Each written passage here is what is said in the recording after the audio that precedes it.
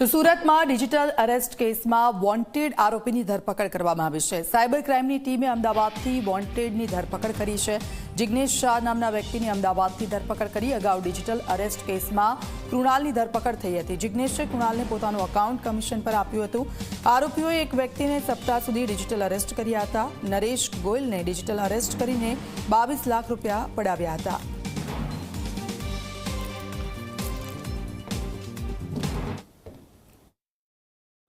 અમદાવાદનો રહેવાસી છે। એમનું નામ છે જિગ્નેશ શાહ એન્ડ છેલ્લા કેટલા વર્ષથી આ જ કામ કરે છે અને એમનો જેના માટે કામ કરતો હતો એમનું નામ છે મહેશ અને અત્યારે દુબઈમાં જ છે અને લગભગ 22 લાખમાંથી 10 લાખ રૂપિયા જિગ્નેશ શાહ પોતાના માટે રાખી લીધું હતું અને બીજા 2-3 લાખ જે અકાઉન્ટ હોલ્ડર છે એમને આપ્યું હતું અને હવે જે મહેશભાઈ છે એમને પકડવા માટે તપાસ ચાલુ છે।